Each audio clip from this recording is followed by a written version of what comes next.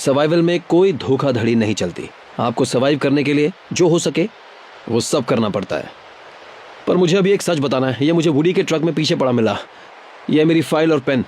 इसके अलावा मुझे एक और चीज़ मिली। मैंने उसके स्वेट रैक का टुकड़ा फाड़ लिया था और उसे फ्यूल में डुबो दिया था। मुझे लगता है इससे काम बन जाएगा।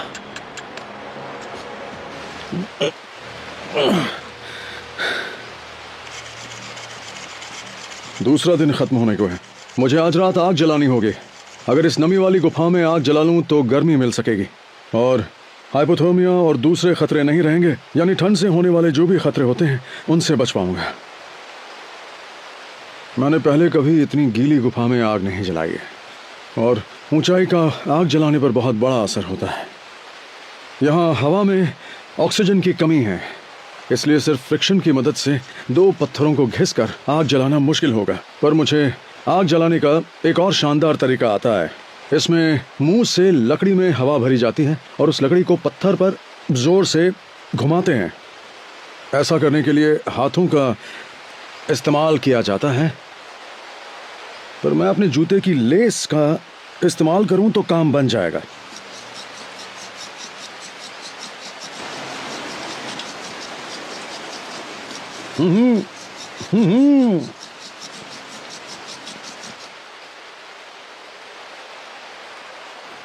शायद चिंगारी भड़क उठी है, पर यह बहुत नाजुक सी है।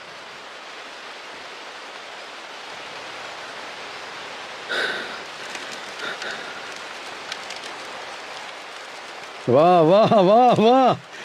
मुझे नहीं लगता मैंने इतनी नमी वाली जगह पर इससे पहले कभी आग जलाई हो। सचमुच मजा आ गया।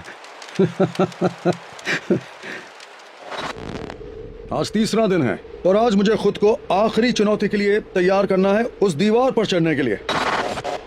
मैंने देखा दोनों कुछ देर से एक ही जगह पर रुके हुए हैं। वो उस बहुत बड़ी चट्टान की दीवार के नीचे कहीं हैं। उम्मीद है वो दिमाग चला रहे होंगे और वहाँ मौजूद चीजें ढूंढ रहे होंगे जो शायद उनकी इस चुनौती को आसान बना सके। उस पर चढ़ाई करने के लिए मुझे एक रक्सैक बनाना होगा, क्योंकि मुझे पता है पेड़ों को पार करने के बाद मुझे ऊपर कोई खाना या दूसरी कोई चीज नहीं मिलने वाली, इसलिए अपने साथ सामान ले जाने के लिए रक्सैक चाहिए।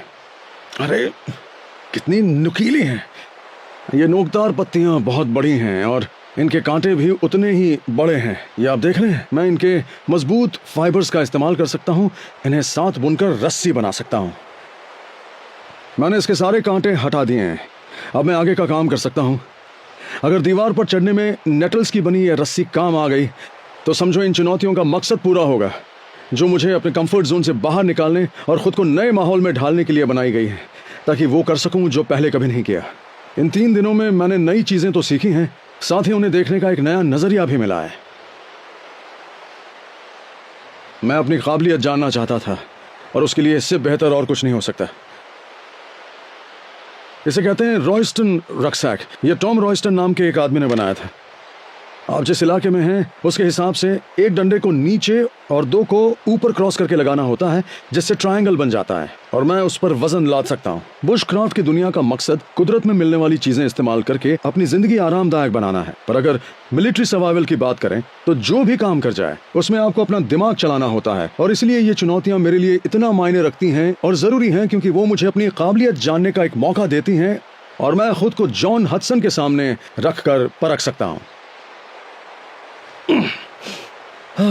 ये मेरे लिए बेस का काम करेगा और मैं इस पर जो भी सामान रखना चाहता हूं रख सकता हूं। इस वादी में ढेर सारे माउंटेन क्रोज हैं और अब मैं कोशिश करूंगा अपने लिए खाने का इंतजाम कर सकूं, और क्योंकि मिलिट्री सर्वाइवल में जो मिले उसे खाना या हर मौके का फ़ायदा उठाना ज़रूरी होता है। मेरा कैमरामैन रोज़ माइक्रोफोन में नई बैटरीज इस्तेमाल कर रहा है। अभी यहाँ बारिश का मौसम है, इसीलिए बैटरीज को इनमें बांध कर रखा हुआ है। तो मैं सोच रहा हूँ कि इनको इस्तेमाल करके इनसे गुलेल बनाऊंगा और यहाँ उड़ रहे कुछ कौवों पर निशाना लगाऊंगा। जंग के समय में पहले इन्हें बहुत खाया जाता था जब राशनिंग होती थी, पर आज